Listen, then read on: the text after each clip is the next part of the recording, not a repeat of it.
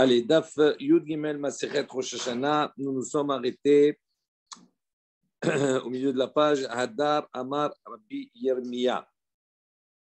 Donc on a dit là, 11e ligne à partir du haut à peu près. Donc hier on a vu que on a parlé entre autres de la Tvoua et des étimes. On a dit concernant les céréales, les olives, la vigne, etc. On a comme référence pour pouvoir prélever la trouma, les troumot, maaserot, etc. Et pour pouvoir considérer qu'une récolte est de l'année précédente par rapport au Rosh Hashanah, on a dit que c'était par rapport à Shlish, c'est-à-dire on considère un tiers de sa maturité ou maturation. Et Rabbi Yirmiyah avait dit, on avait vu hier, il avait posé la question, il dit, est-ce que vraiment les Chachamim ont la connaissance de ce que représente un shlish, exactement un tiers? Hadar Amar Yirmiyah. Sur ce, on voit aujourd'hui que Rabbi Yirmiyah il est revenu sur ses propos. Là, Biltahi, il a dit non, c'est pas tout à fait juste que de dire que les sages, les Chachamim, ne savent pas exactement la valeur d'un tiers. Des Amré, comme on voit, il dit des Baoumine Habraya Mirab Kahana. Les amis de Rav Kahana ont posé la question. Le Omer, chez Ikribu Israël Bichni Satan la Ares, mais Echan Ikribu. Donc il a posé une question intéressante. On sait que le Omer doit être apporté, d'accord, on coupait le Omer le premier jour de Chol HaMoed de Pessah, c'est-à-dire le 16 Nissan. Il pose la question maintenant, la première année où le peuple d'Israël est rentré avec Yehoshua, il dit d'où ont-ils apporté le Omer pour apporter le Omer en tant que korban? Im Tomar de Ayel Beyad Nochri.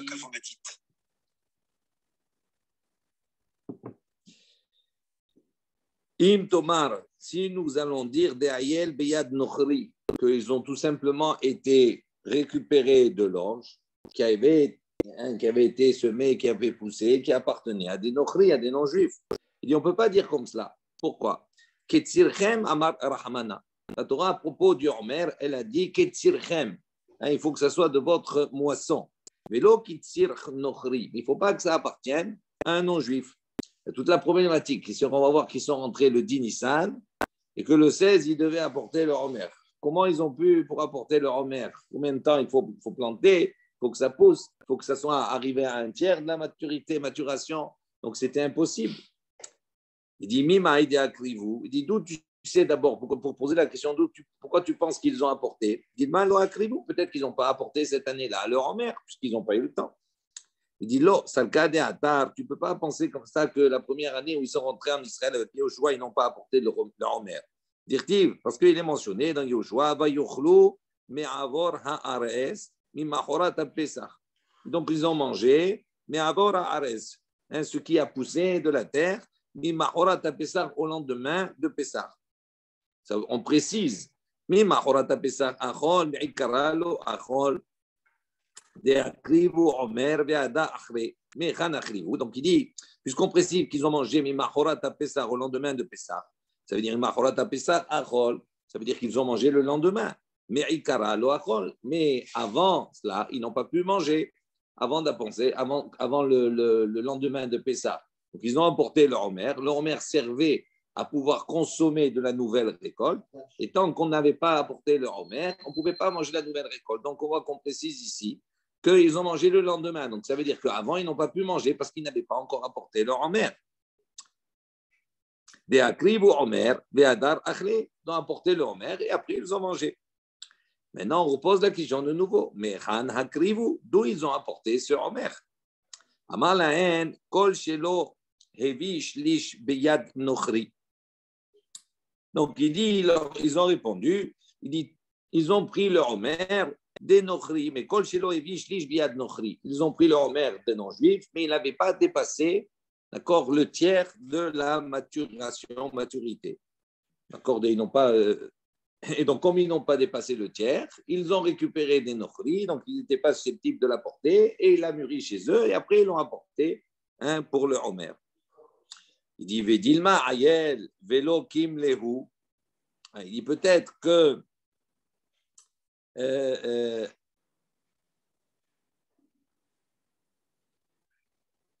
peut-être des Ma'ayel, peut-être qu'ils ont effectivement apporté, etc., tout cela, c'est arrivé. Mais l'Okim où peut-être ils ne savaient pas exactement si c'était arrivé au tiers de la maturation.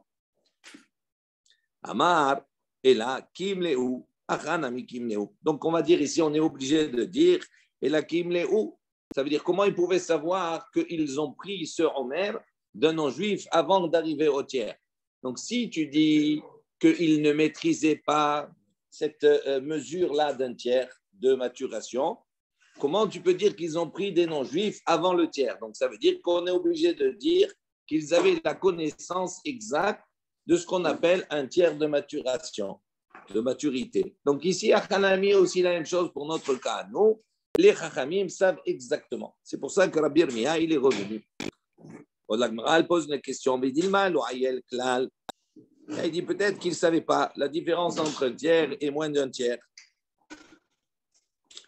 Aval, Echad et Ayel, Riv'a, mais ici on parle dans un cas où il connaissait des Ayel Riv'a, c'est-à-dire dans le cas où il connaissait ce que c'était un quart.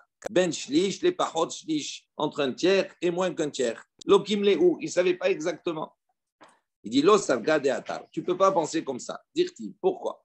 Ve'a'am alu min Yarden be'asor la Chodesh. Il dit parce que le Passouk dit comme cela. Le peuple est monté, il a traversé le Jourdain. Be'asor la Chodesh, le 10 Barishon, le 10 du premier mois, c'est-à-dire le 10 Nissan. Ve'isal gade atar de lo ayel klal. Ainsi, maintenant, tu vas dire quoi? Qu'ils n'ont pas apporté, c'est-à-dire qu'ils ne savaient pas du tout.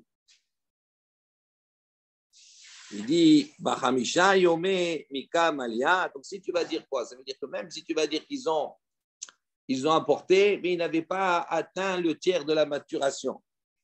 Il dit, est-ce que malgré cela, Hamisha Yome Mika Malia, est-ce qu'en 5 jours, ça peut mûrir? Il dit non. Et la maille, il dit donc, comment on résout ce problème? Il dit, De'ayel Riv'a Odendanka. Il dit non, ils ont pris comme cela, ils avaient un quart, ou ils avaient la connaissance d'un quart et d'un sixième. Haketi, Bahamisha, Yome, Kikamalia. Il dit de nouveau, si tu dis qu'ils les ont pris avant qu'il y avait un tiers, un tiers, oui. Il dit maintenant, on a le même problème. Comment en quelques jours, même s'ils avaient la connaissance, ils ont pris cette orge-là qui avait un quart de maturation ou bien un sixième. Il dit comment en 5 jours, ils ont pu remplir, c'est-à-dire ils ont pu devenir mûrs. Et la maille, itla les mémar, il dit qu'est-ce que tu es obligé de dire? Qu'est-ce que tu vas répondre à cela? Il dit Eretz Svi. Il dit en vérité, il y avait un miracle. Pourquoi? Parce qu'on appelle cette terre d'Israël, on l'appelle Eretz Svi, la terre de la gazelle. Ktivba, donc c'est marqué à propos de Eretz Israël, on l'appelle Eretz Svi. Riname Eretz Svi Ktivba. Il dit comme de la même manière, on l'a attribué, on lui a donné l'adjectif de tzvi à cette terre. La tzvi, c'est quoi? C'est une gazelle, ça veut dire ça court vite. Il dit la même chose ici. Entre le 10 et le 15, on voit qu'il y a eu un miracle et que l'orge, cette récolte-là, elle a mûri en très peu de temps, par miracle.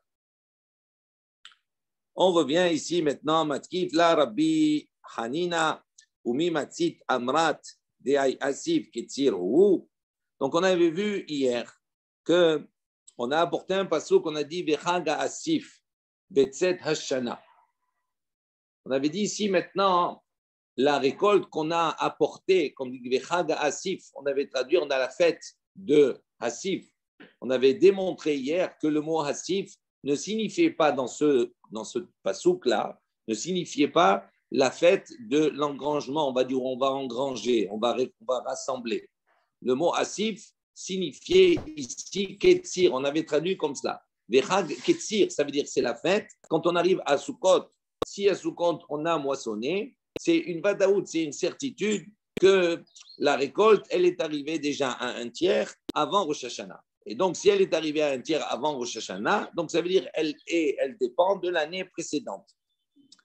Maintenant, on vient objecter. Matkif, là, Rabbi Hanina, il dit oui, Maskit, Armad de Asif Ketzir. Ou est-ce que vraiment, tu peux dire que le mot Asif, ici, là-bas, dans le Passouk, Vechaga Asif, ça signifie Ketzir, le moment où on moissonne. Ve'active, il dit pourtant, c'est marqué Be'ospecha, Migornecha ou Mihikvera. Donc, nous, on avait rapporté ce passouk précédemment. On a dit Beospera, c'est-à-dire au moment où tu vas rassembler. Et on avait dit, puisque là-bas, on nous dit que c'est le moment où on rassemble, où on engrange. Donc, c'est sûr que quand on répète Vechaga Asif, ce n'est pas venu pour nous indiquer qu'on parle de l'engrangement. Il dit non, tu ne peux pas dire comme cela. Pourquoi? Beospera, on vient là-bas nous enseigner à propos du srar, à propos du toit, de la souka et de la validité du toit.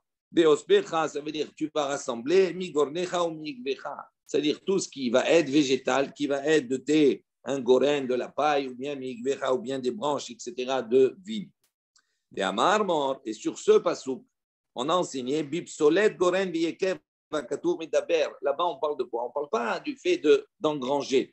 Mais beospera, on parle ici on va rassembler ce qui est nécessaire de prendre pour construire le srar.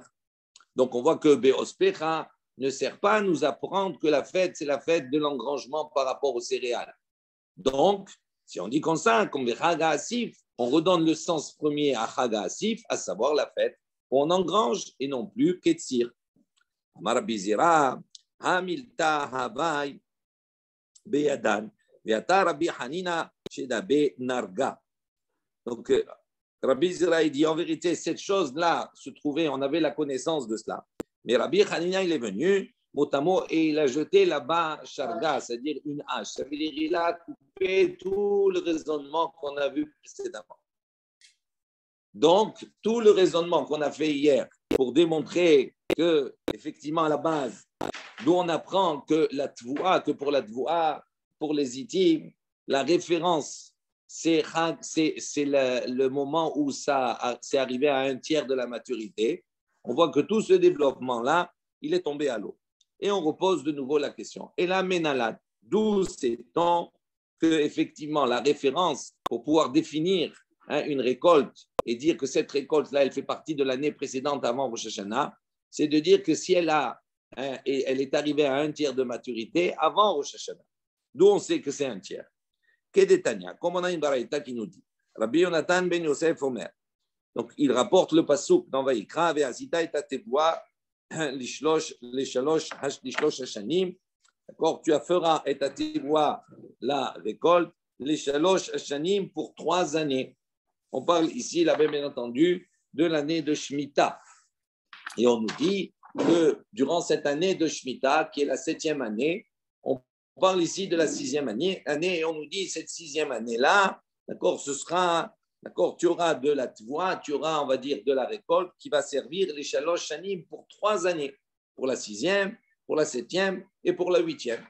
Maintenant, sur ce passouk, al tikre les shalosh et là les shalish. Il dit, ne lis pas ici, ça va être valable pour 3 années, mais on vient de donner la définition d'une tevoa qui définit les shalish par rapport à un tiers de la maturation. Alors la Gemara pose une question. Il dit, Vehami ba'el et les gouffés. Il dit, mais pourquoi tu veux faire cette dracha sur ce passouk? Ce passouk, on en a besoin pour lui-même. C'est-à-dire, on apprend de ce passouk qu'effectivement, il va y avoir la 6e année une tevoa qui va permettre à la personne de manger pendant la 6e, pendant la 7e et pendant la 8e, c'est-à-dire pendant 3 années, comme c'est explicite dans le passouk. Donc, si on l'utilise pour cela, on peut faire la dracha de shalosh et dire c'est shlish. Il dit, non, ktiv kra acharina. Il dit, non, en vérité, ce passouk-là, il n'est pas nécessaire. Pourquoi? Parce que cette information qu'on va avoir, qu'un Kadosh Baruch Hu, il va donner un miracle, que cette téboua va nous permettre de nous nourrir pendant 3 années, il dit, on l'apprend d'un autre verset. C'est marqué, Uzratem et Hashana Hasheminit. D'accord?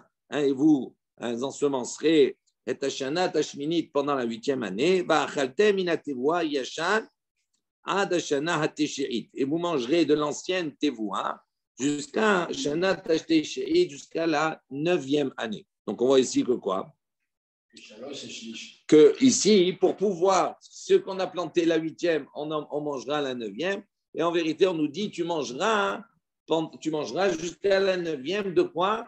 De l'ancienne téboua. Donc, ça veut dire de celle qui a époussé pendant la 6e année. Donc, on apprend ici que la 6e année, la téboua de la 6e, qui est téboua yachan, elle va servir la 6e, la 7e et la 8e. Donc, ce que tu planteras la 8e, après l'année de Shemitah, il va servir pour la 9e. Donc, on voit un passouk qui est explicite, qui nous montre qu'on va utiliser. Donc, comme ce pasouk-là est déjà utilisé. L'autre, on apprend de Shlish. D'accord? Ouais. Pourquoi il n'est pas explicite comme tu l'as? Ça, c'est une autre question. Généralement, si on est explicite, on va dire joue comme ça, mais je ne veux pas traîner. Quand on est explicite sur certaines choses, ça veut dire qu'après, on ferme le sens du pasouk. Ça veut dire qu'on ne peut plus lui donner notre dracha. Si on ferme quelque chose, c'est fini. Donc ici, le fait effectivement d'utiliser un mot qui peut avoir un double sens, etc., tout cela, c'est donne une ouverture sur d'autres choses. Je referme. On continue. Tnanatam, on a enseigné là-bas dans Shvi'it, c'est marqué Ha'orez, donc le riz, Ve'adouhan et le millet, Ve'aperagin. Peragin, il traduit le pavot. Il y en a qui traduisent par le pavot. Ve'ashum shemin et le sésame. Chez Ishrishu, donc c'est 4 catégories de plantes chez Ishrishu qui ont, ils se sont enracinés, l'ifne Rosh Hashanah, avant Rosh Hashanah, mit'asirin et chez Avar, ou mutarin bashvi'it. Donc, on va considérer pour ces 4 espèces que on va considérer le moment de la shracha, c'est-à-dire au moment où elle va s'enraciner. Et donc, par rapport à l'enracinement, à ce moment-là, si ça s'est enraciné et ça a pris racine avant Rosh Hashanah, mit'aserin et chez Avar, on va prélever le maaser, les maaserot par rapport à l'année d'avant. Donc, on avait vu hier, ici on est sur 2 années, par exemple la 2e et la 3e année du cycle des 7 années. On voit que les maaserot ne sont pas les mêmes. La 2e année, il y a maaser rishon et maaser sheni, tandis que la 3e année, il y a maaser rishon et maaser ani. Donc, c'est important de définir à quelle année appartiennent ces produits. Donc, il te dit, pour ces produits-là, ces légumes-là, entre guillemets, on regarde la shracha. Et on dit, si ça s'est fait avant Rosh Hashanah, à ce moment-là, on va prélever le maaser par rapport à l'année précédente. Au mutarin bashvi'it. Et donc, elle devient autorisée pour la 7e année, puisque le Rosh Hashanah, c'est le début de la 7e. Ve'imlav. Et sinon, si ça n'a pas pris racine avant, Asurin bashvi'it sont interdits pendant la shvi'it, parce qu'on considère qu'ils ont poussé pendant la shvi'it. Ou mit'aserin et shana abba'a. Et à ce moment-là, on prélèvera le maaser par rapport à l'année qui suit. Sur ce, Amar Abba, Amor Rabbanan, Rabba, il a dit, les Chachamim ont enseigné, ils ont dit, Ilan Batar Hanata, donc un arbre, d'accord, le point de référence, c'est sa Hanata, c'est-à-dire le moment où il bourgeonne. Donc, par rapport au fruit, dès qu'il y a le bourgeon, on considère que le fruit qui va sortir, d'accord, on regarde le bourgeonnement. Ça a bourgeonné avant Rosh Hashanah, donc ça fait partie de l'année précédente. Ça a bourgeonné après Rosh Hashanah, donc ça fait partie de l'année qui suit. La tvoua vezetim. En revanche, les céréales, les étimes, les olives, également la vigne. Batar shlish. La référence, c'est 1/3 de la maturité ou maturation. Yarak, je ne sais pas comment on dit, c'est maturité. Maturité, pas maturation. La maturation, c'est en cours. Maturité, non, c'est pour ça, pour dire juste. Je sais pas, bon, bref. Quand tu arrives au bout de la maturation, tu arrives à la maturité. Je crois qu'il ne se plante pas. Bon, on a compris. On a compris. Shlish. Allez, shlish. Ça, c'est pour tes voix vézétim. Yarak, les légumes. Batar, l'équita. Les légumes, c'est par rapport à la l'équita, c'est au moment où on les cueille. Il dit, Hané, maintenant il pose la question. Ces 4 espèces qu'on a dit précédemment, Keman, Shadvin ou Rabbanan, d'accord, comme quelle catégorie, on va dire, il fait rentrer les Chachamim. Ils sont considérés comme quoi? Comme un arbre, comme voies étimes, ils sont considérés comme yarak, comme des légumes. Hadar Amarabba, Mitor She'asuyin, Perachin, Azle Rabbanan, Batar Ashrasha. Donc la question qu'il pose, en vérité, si on ne comprend pas, pourquoi tu vas d'après la Ashrasha? Si c'est des légumes, on a dit les légumes, c'est par rapport à la lekita, au moment où on les cueille. Si c'est un arbre, c'est par rapport à la hanata. Si c'est une tevoa, c'est par rapport au shlish. Donc, si c'est cette ashrasha là, d'où elle sort? Adar Rabba, il répond, il dit, mitor she'asurin perachin perachin. Non, puisqu'ils ont une particulier, ces quatre produits, c'est quand on les récolte, prachin, c'est-à-dire on les récolte petit à petit. Il y a plusieurs moments où on va les récolter. On va prendre 1 kilo, après 1 kilo, après 1 kilo. Il dit donc c'est pour cela, Azrar, Azli Rabbanan, Batar Ashrasha. Les Chachamim, ils ont suivi la Ashrasha. Parce que c'est difficile à définir exactement.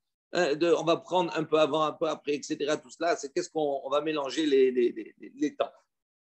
Amalé Abaye, il a dit, donc c'est-à-dire toute la difficulté, c'est quoi? J'ai Rosh Hashanah au milieu, ok?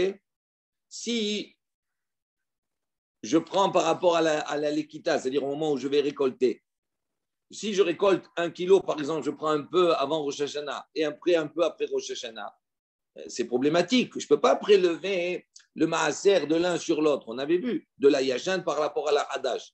Alors il dit, comme c'est quelque chose qui se prend par plusieurs fois, il dit, c'est pour ça que les chachamim, ils ont, pour ne pas rentrer dans le conflit, 2 secondes. Non, mais un légume, c'est un légume. Une fois que tu as coupé, tu as coupé. Quoi, non? Les tomates, tu ne cueilles pas toutes les tomates d'un coup. Un jour, celle-là, elle est rouge, tu la cueilles. Dans une semaine, l'autre. Oui, d'accord. Pas une équitable, Sophie. Oui, mais oui, mais lui, il te dit, c'est pas le même produit, si tu préfères. Ah oui, c'est sûr. C'est pas le même produit. C'est-à-dire, ça, c'est comme ça que ça se cueille, comme ça. C'est au fur et à mesure que tu prends. Tu ne prends pas d'un coup comme cela. Voilà. Mais toute la problématique, c'est par rapport à ne pas se tromper, ne pas mélanger pour les maaserot d'une année à une autre année. Surtout quand on a une année où il y a maaser génie, maaser ani, c'est compliqué. Donc, lui, il répond, il dit comme cela. C'est pour ça qu'on a spécifiquement parlé de Hasharacha. Surtout, sachant, rappelez-vous, que la notion de Trumot ou Maaserot, normalement, Mideoraita, c'est uniquement sur la tvoua, sur les céréales, sur la vigne et sur les olives. Tous les autres, que ce soit les arbres ou que ce soit également les légumes, c'est Midera banane. Donc la question, pourquoi les Chaim, ils ont fait Hashracha ici? Amalé Abaye, il a dit, mais quel est le problème? Donc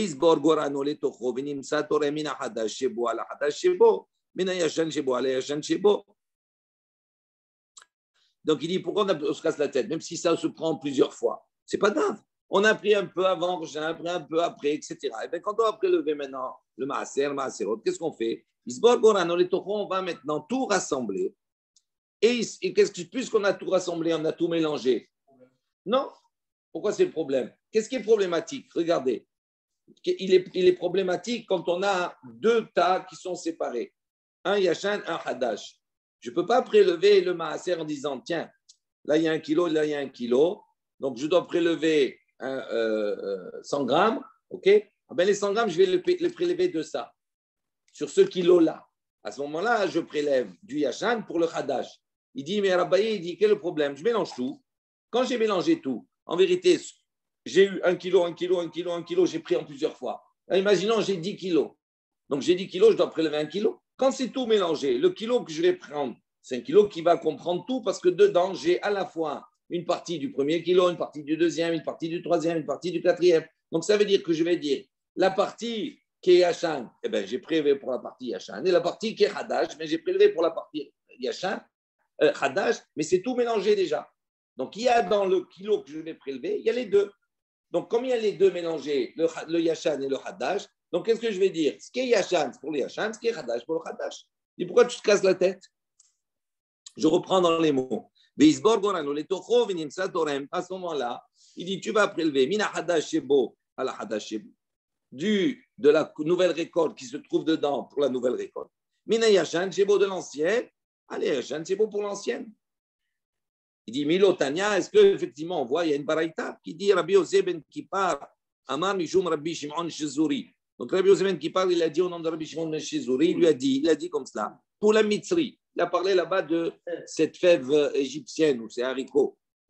Chez Zaro, les zéras, d'accord? Donc on l'a planté, on l'a semé pour les graines. Mixato Ishrish Lifne Rosh Hashanah. Il a dit, si maintenant il y a une partie qui a pris racine avant Rosh Hashanah. Ou Mixato Ishrish Rosh Hashanah, et une partie, elle a pris racine après Rosh Hashanah. On n'a pas le droit, d'accord, de prélever Trumot ou Maaserot de l'un pour l'autre. Les fiches, Torminu Maaserin, Lomina Hadash à la Yashan, mais Lomina Yashan à la Hadash. On ne peut pas prélever de l'ancienne pour la nouvelle et de la nouvelle pour l'ancienne. Alors, il dit comment il fait à ce moment-là? Dit Sober Gorano le Toho, Minimsa Torem ou Maaser, Mina Hadash Shebo, Ala Hadash Shebo, ou Mina Yashan Shebo, Ala Yashan Shebo. Donc, on voit ici que la solution là-bas aussi. On a dit on rassemble tout et on prélève pour l'ensemble. Et quand on prélève pour l'ensemble, mais quand j'ai prélevé ce kilo, c'est sûr, il y a une partie qui est pour l'ancien, une partie qui est pour le nouveau. Amale Rabbi Shimon Chizuri Kamrat. Donc, il lui a répondu, il lui a dit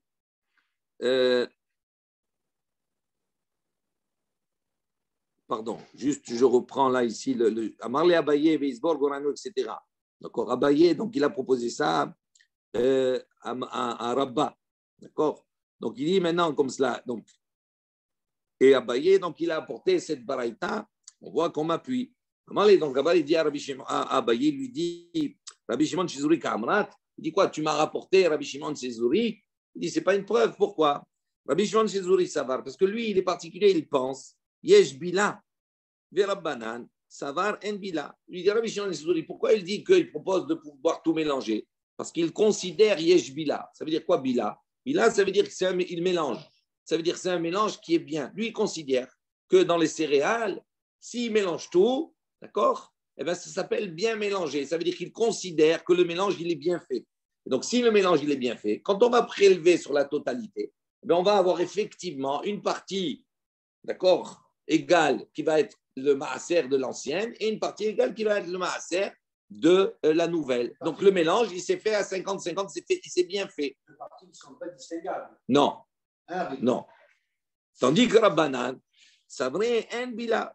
Les Chachamim, ils disent non, il n'y a pas de bila. Eux, ils considèrent qu'il ne peut jamais avoir un mélange total, d'accord, parfait, concernant ces produits.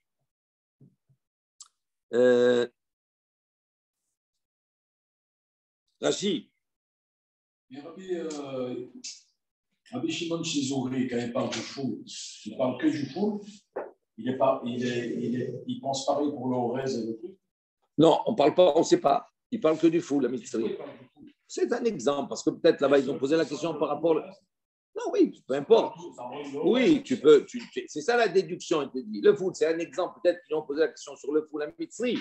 Mais il dit, ça ne change rien. C'est un légume, etc. Tout cela. Donc, à partir du moment où il a expliqué comme cela, donc tu peux. Lui, il a dit en étant cela pour tous les autres aussi. Voilà la preuve. Lui, il a pour l'exemple du foula misri, il a dit comme ça, il a donné cette solution. Il dit quelle différence? C'est la même chose en vérité. C'est des produits, ce n'est pas des liquides. Donc, s'il considère que quand il y a une matière, que cette matière-là, on la mélange et que le mélange, il est bien fait, il y a bila. Donc, il y a bila pour tout. Il n'y a pas de raison de dire non, c'est différent pour la misri que le horez. À plus forte raison. Regardez ce que dit Rashi. Yesh bila. Yesh lismor ala bila. On peut s'appuyer sur le mélange, l'omar, en disant yesh mishneem betor hamaaser les filles acheshbon. Dans le mélange, il y a, d'accord, Il y a les deux. voilà, yesh mishneem, il y a des deux. D'accord, il y a des deux. Ça veut dire quand on va prélever, il y a des deux, le maaser des deux. Il dit en bila, que ça veut dire Rabbi Chaim dit en bila, en somchim al kar. שיש לומר לא נבלל יפה ורובו של מעשר מן החדש או רובו מן הישן. Selon les Chachamim, ils disent non, il n'y a pas de mélange parfait. Et donc, quand il va prélever ce kilo-là sur ces 10 kilos, pour les Chachamim, ils disent peut-être qu'il va y avoir 40% du yashan et 60% du nouveau. Et donc, il n'y a jamais d'égalité. Donc, c'est pour ça qu'ils disent non. Donc, toi, tu as la raison que tu me portes. C'est une raison, tu dis, parce que le Rabbi Shimon Chizuri, il pense qu'il y a Bila. Amar Rabbi Yitzhak bar Nachmani, Amar Shmuel. Sur ce, Rabbi Yitzhak bar Nachmani a dit au nom de Shmuel, Alacha ki Rabbi Yossi ben Kepar, She'amar Mishum Rabbi Shimon Chizuri. Le dit l'Alacha, il est comme Rabbi Yossi ben Kepar, qui a rapporté au nom de Rabbi Shimon Chizuri. On va s'arrêter là. C'est pas fini. On va objecter sur cela, mais on va commencer Mincha et on laissera pour demain Bezrat Hashem Shabbat.